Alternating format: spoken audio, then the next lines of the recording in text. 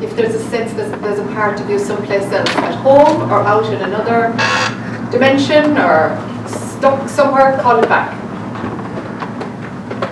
Call it back. Just like, hey, come on, it's okay, come here.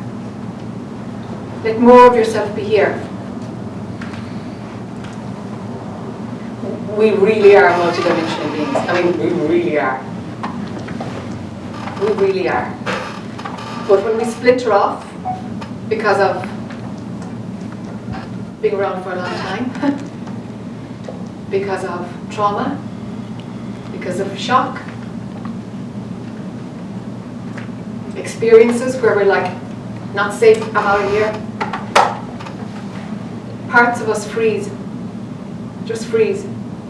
If you're familiar with inner child work, you'll know what I'm talking about in the physical human form that you have now. And if you're not familiar with that, see if you can get a sense of what I'm talking about. Is there more of you that could be present right now?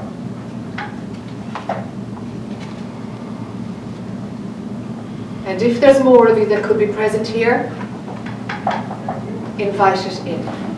If you can make your ordinary level of consciousness safe. Another word for safe is your heart open. That's safe. If you can make your own physical human experience one that is open and embracing and inclusive, then you can pull in parts of it. More of you can be here. More of you can be here. And I need more of you to be here. If there is enough of you to be dual, non-dual, and deeper than that at the same time. If there's only a little part of you here, it's going to take all of your attention to focus on managing my personality and my life now. If there's more of you here, if there's an expansiveness, and if you're open and you feel darn big, just your own energy field feels big and wholesome and solid, of course you're going to be able to do the dual and the all-embracing non-dual, because you'll feel all-embracing. Do you see? And then we can go deeper than that. But if you fragmented yourself still in your personal life, the rest of it is going to be very tough. As long as there's an openness to including all the parts of you, as long as you're willing, as an ongoing study, to include whatever parts of you might have, got frozen in time, frozen in space, frozen someplace, frozen in your childhood. As long as you're open for it to be an ongoing piece of work, you're good to go. Because that availability and that willingness is actually all you need. That's all you need. The journey doesn't end. It doesn't end. Different parts of it are appropriate at different phases.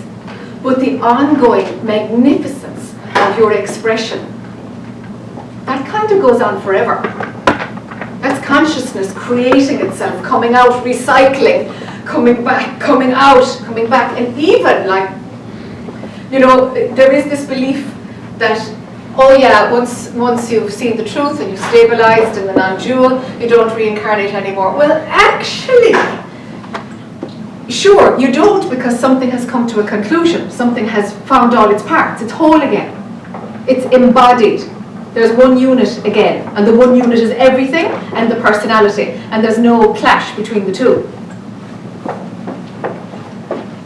But if consciousness is constantly recycling, actually is the best word I can think of it right now. Expanding and contracting, manifesting as whatever it can show up as, and coming back to source again. Well, of course, we want to believe when we're done, we're done. But actually, it kind of gets quiet for a while. But consciousness will keep on expressing. It will keep on expressing.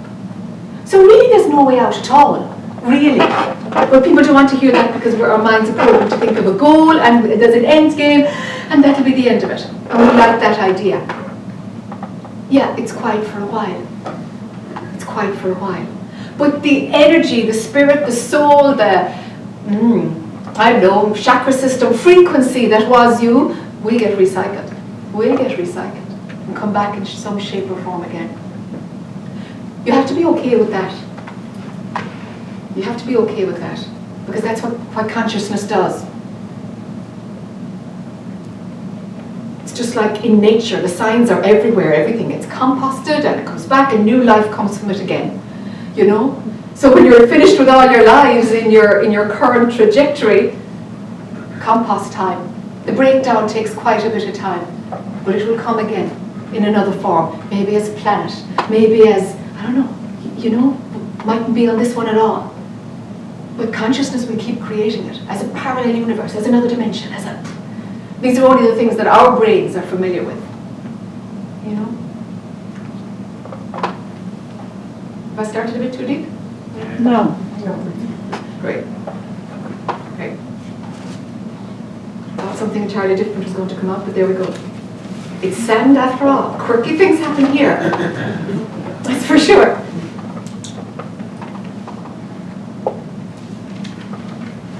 So when I ask you, is there a part of you someplace else? Put up with your hand if you think, maybe. All right, it's about half of you guys. All right. Okay, that's a piece of homework for you guys to take away. It's like, well, where am I? Okay, you can engage your mind, you can go off and try and find things, and your mind will create a story and a picture. And that's what we do all the time. We create stories in order to interpret energy, really, just energy. And that's fine, but know that your mind is just creating pictures for you to create a story, to give it meaning.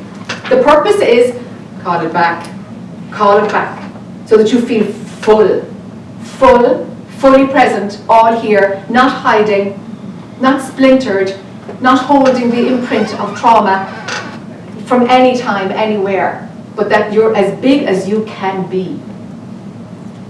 Spiritually, you know, internally, energetically. It's that level I'm talking about. How it manifests in your personality, I'm not concerned really. But there will be a quiet confidence. There will be a quiet confidence. The absence of a part of us bleeds through in a belief of being not worthy, low self-confidence, the world isn't really safe. These kind of personality traits that are less than.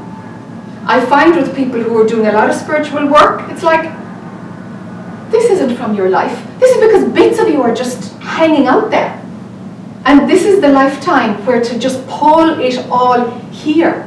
Because this is where we can make most change happen. This one. Because this is the toughest one. Because we're dense. We're physical. It's dense here. So this is where to get your act together. I was going to say a four-letter word. So take a piece of homework there. Pull yourself back. Now, it's only through an invitation, it's not through a demand. It must be an invitation, and it must be because your heart is open, because you're willing to kind of welcome in any part that's still shimmering from some other experience somewhere. It's been a few years, I remember your face. Yeah, Sanjay, nice to see you again. Yes, nice to see you too. Grab a perch, we've got two of them, we can wheel them anywhere you want. Okay, great. Yeah, whatever you Thanks. like.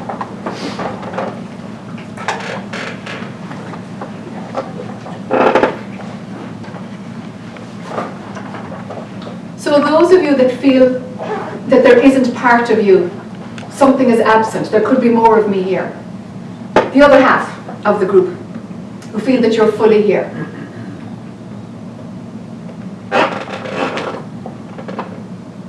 What is it that would keep you attached to one lens of perception?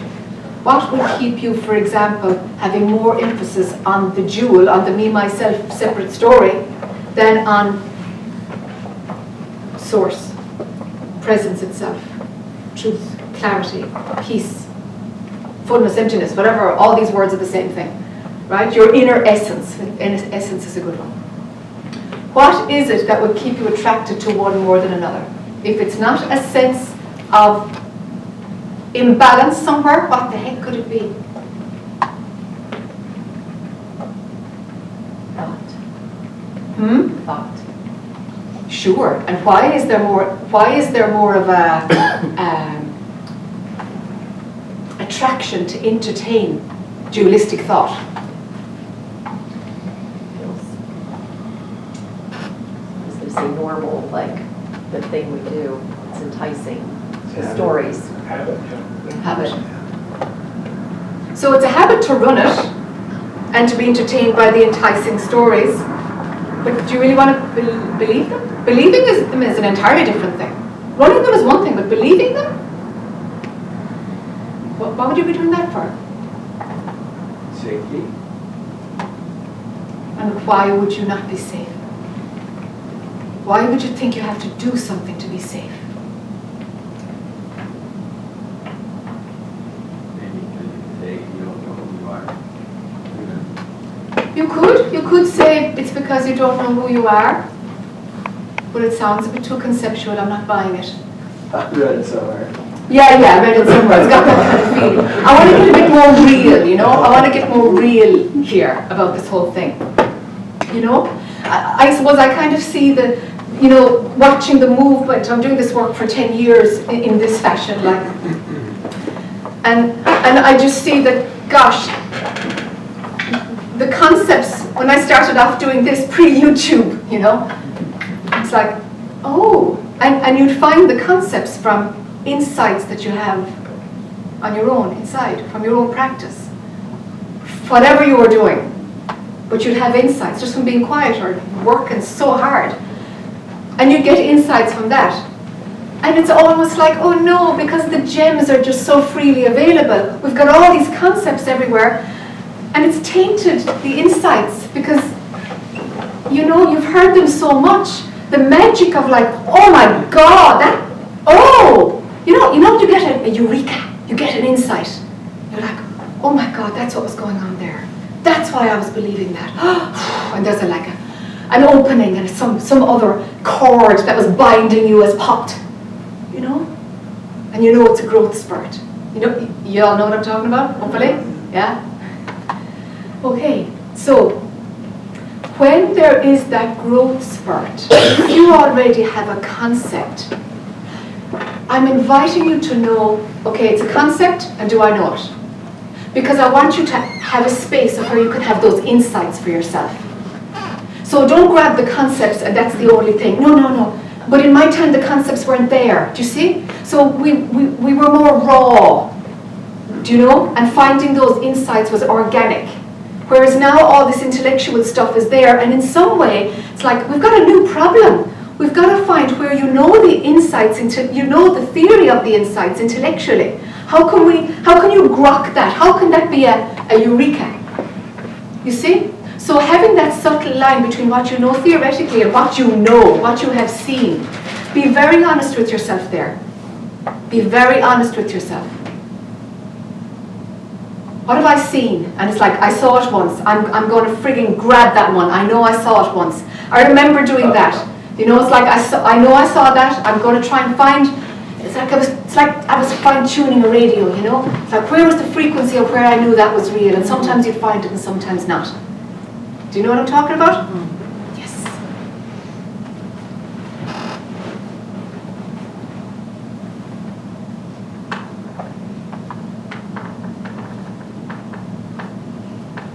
So habit keeps you stuck, all right? But if you're fully present, and if all of you is here, do you see the contradiction? If you really are fully here, then what's not enough about right now?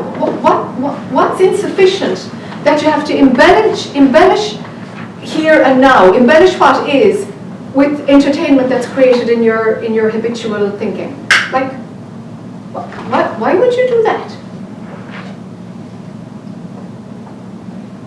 So is there like an underpinning rejection of what is, of the present moment? Do you not know that this is as good as it gets? Like really this is as good as it gets. This is as good as it gets. Right now, sitting here, in a workshop. This is as good as it gets. When you abide in the non-dual or you go deeper, you have no problem with this. It's the very same scenario, but how you approach it and how you think about it comes with rejection and desire for something better, or in the non-dual or deeper, well, in the non-dual, you wouldn't even bother kind of accepting it or rejecting it, because it's just what's happening and you're present with it. You don't go into your head to see if you can reject it, because you know, but this is what's happening. What else why would it be going to my head? Because this is full. This is full. But your mind is going to tell you that it's not.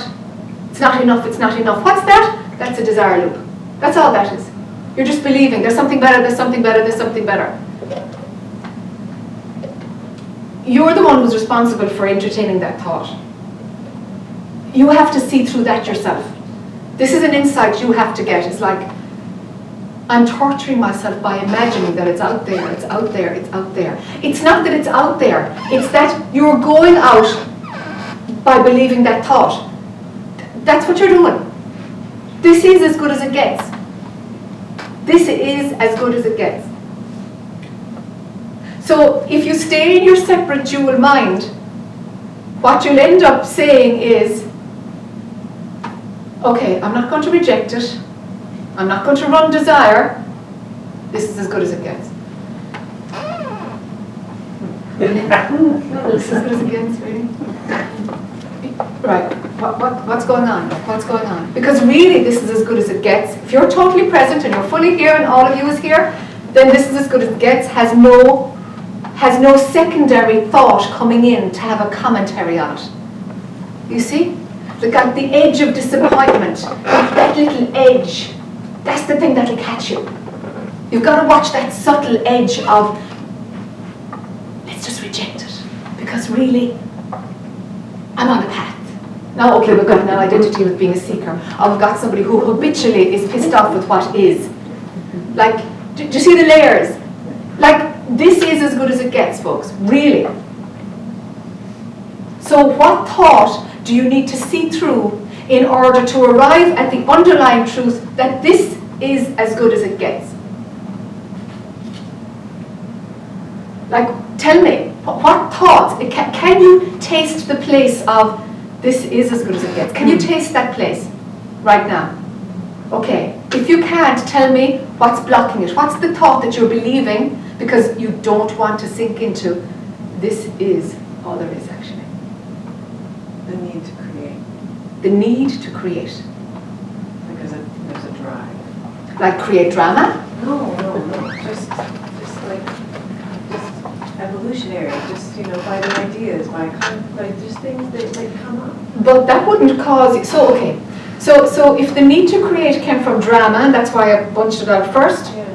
That's one thing. That's I just want to be a victim, or I want to be a drama queen, or I want to run some old story. And then the other thing that you said, what it is that evolutionary, like consciousness just wanting to mold more. From there is no rejection of what is. If there was, if it came from a rejection of what is, then it would be, this isn't enough because we want a new experience, or we can improve it, or we can help others, or we can, underneath all of those reasons, beautiful and all as they are, noble and all as they are, there's a rejection of what is. You see? So, Motivation. yeah. So the thing is, off come the flip-flops? Okay. So the thing is, underneath the most subtle, it's noble values. You see, once you get through the desire and the rejection and the habitual rejection and the, I just, it's not really, there must be more. I want. Once you get through that layer, I want to know about that layer. And those ones will be politically correct. They'll have a nice value system. They'll be about helping others. Oh, you watch. All that layer in there about being a really good person, they'll be in there. Now, there's a reason that they're stuck in there, and it knocks in again after embodiment. Those ones come back in because their spiritual value system of where helping others is a movement of consciousness, because consciousness just tries to help itself. It just does. when you're at the start of your evolution, you know, you want to feel powerful, or you're exploring, and it's through harming others that you're discovering what experience is. That's at the early stage of our evolution. When you're at a workshop like this, you're at the other end game. And your value system comes from helping others, not hurting others. So that value system will kick in. It's like it's coming in before its time. And that's why it's so darn sticky. When it comes in at this layer of, well, I want to do good in the world, that's why I'm rejecting the here and now. It's like it's a premature movement from post, after enlightenment, after the depth of truth is seen. There is a movement of consciousness where it tries to take care of itself. But the mind is picking it up. You see? The mind is picking it up and says, oh, I know about those spiritual values. I know about those ones that happen after embodiment. Yeah. I'm going to use them now to reject what is and slow down the whole thing. And keep the ego going. Because I have an important purpose. And I'll make a difference. And I'll help people. And I'll be good.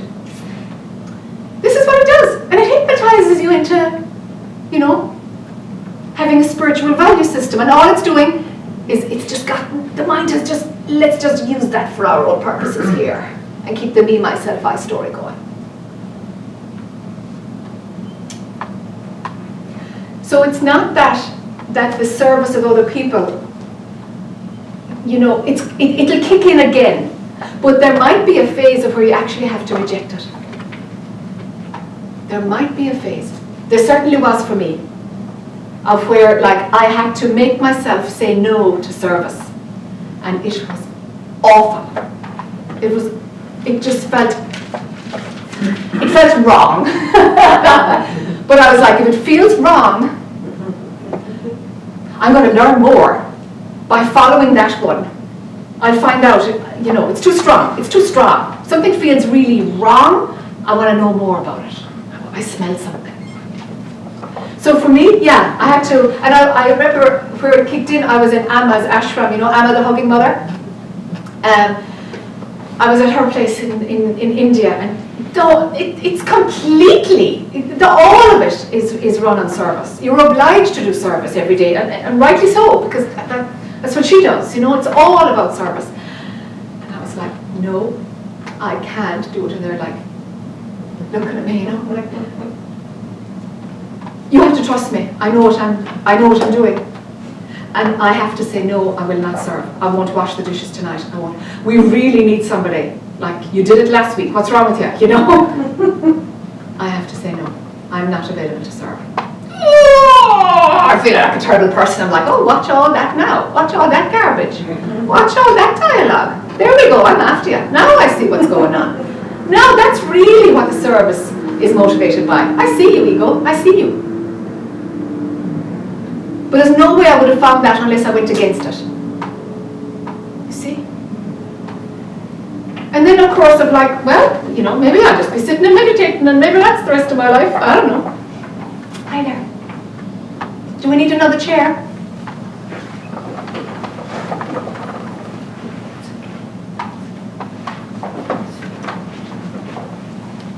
Would you like to bring that chair across? Are you guys together? Yes. Would you like to bring it across? Can somebody do a swing of this thing and bring across that chair for that lady? Oh, you're fine. I could just switch to the left. Oh, I see. There's that moral thing again. Pardon? There's that moral thing again. Moral You thing be again. chivalrous and take us over. Exactly. There it is. There it is. Absolutely. Yeah. Oh, yeah. You're right. And Yeah. I felt guilty. And you feel guilty For not grabbing it. Yeah. Amazing, isn't it? Yeah. Watch it play. Yeah. Watch it play. Yeah. Don't worry, it'll all come together. But you're dead right. Like, name everything, call out everything. That's how we see something here, because in calling it out for each other, we'll see the blind spots, you know, because it's the only way, huh?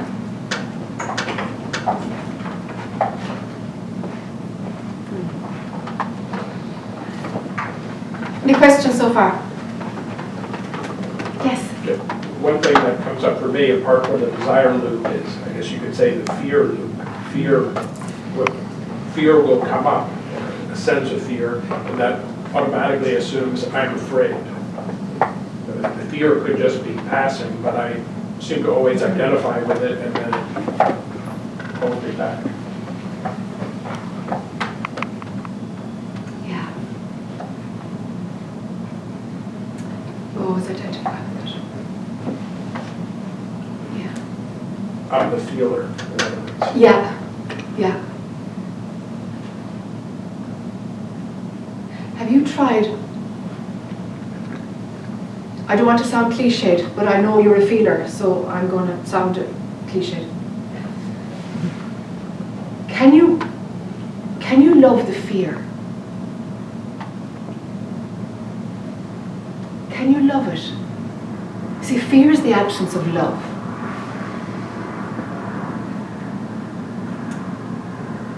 That's what happens when love just isn't around. Love is open and resting and safe, beautiful. But the habitual emotion is fear, and all fear is, of course, is a thought of the absence of love, an experience of the absence of love. Let's crank up the body and run some chemicals to reinforce that, and then it's believed. If you've got chemicals and a thought together, that'll be believed. That'll be believed. Well, I definitely have chemicals and thoughts together. Yeah. I'm wondering, can we swap them out for love? That would be wonderful. What I sometimes do is I recognize the fear and then ask the question, if I'm sensing the fear arising within me, then who's aware of it? Okay. I am. And that holds me back. Then you're out of it. If you can spot it arising. On a good day. Yeah, on a good day, sure. Sure. Do you love yourself? I would have to say, from the viewpoint of the separate self or the ego, Yeah. no, I do not. That's the key. That's the antithesis to love. When you're in the separate self, in that realm, in each of these states of consciousness, the dual, the separate self, and the non-dual, and deeper. The laws that are applicable there are applicable there. That's why we can't bring a non-dual concept and plop it into the dual. It's not going to work. It's just going to be an idea. And you'll be adding to more ideas. So within the separate self, within that code of the natural laws that show up in the separate self, if there is self-love, the ego is getting very weak, very weak. And the deeper the self-love, the more fear loses its grip. That's for sure true. Absolute unconditional love without judgment. All parts of this Ligai, all parts of it. All parts of it. If that can be actively loved and accepted and welcomed and not judged, I'd like to see fear showing up. That'll do it for you. If you can let yourself love yourself. But it's not something I can do. Really? It's something, because doing implies that there's a doer. Yeah, because we're in the in the dualistic world, in that frame of reference, there is a doer. There's a doer. Like, I could say I'm the doer of putting up my left arm in the air right now. I can shift into the non-dual and say my left arm was a happening. My left arm went up and that was happening by consciousness. I can go deeper than that and I can say absolutely nothing is happening. And the three of those don't clash. And they don't overlap. They don't overlap. That's embodiment. That's why I'm saying, come on, don't get stuck. The non-dual trap, I could have said the dual trap, the non-dual trap, the freedom trap. I could have, freedom, it kind of starts, once you leave the non-dual, the traps kind of start to break down.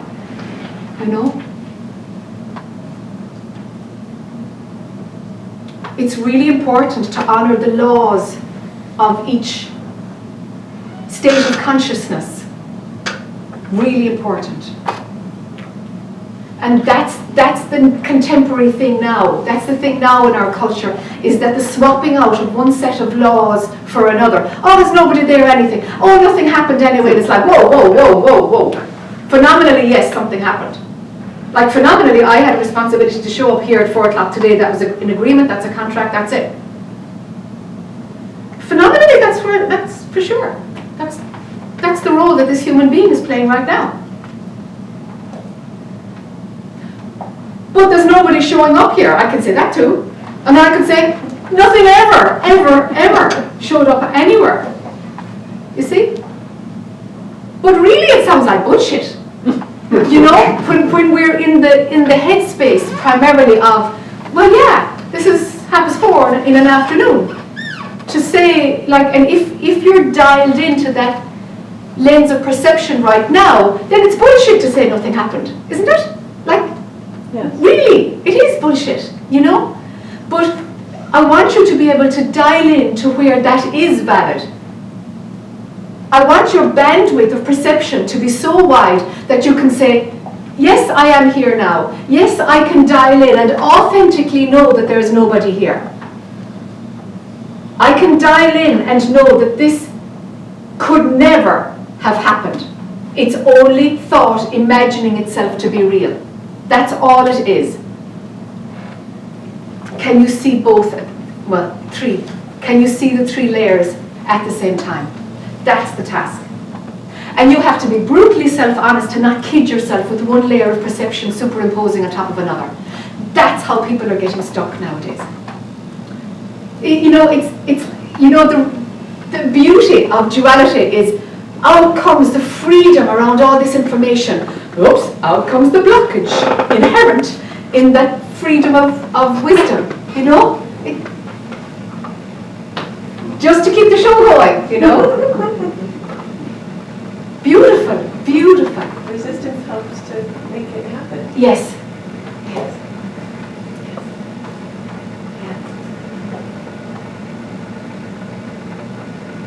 So, do you play that trick with yourself in your own mind? Do you grab a concept from another layer of consciousness to deny something that's going on? No, there's some yeses and some nos. Do you play that game of borrowing a natural law from one layer of consciousness to put frosting over another layer of consciousness? No, I put shit over it. You put shit over it. Yeah. Tell me.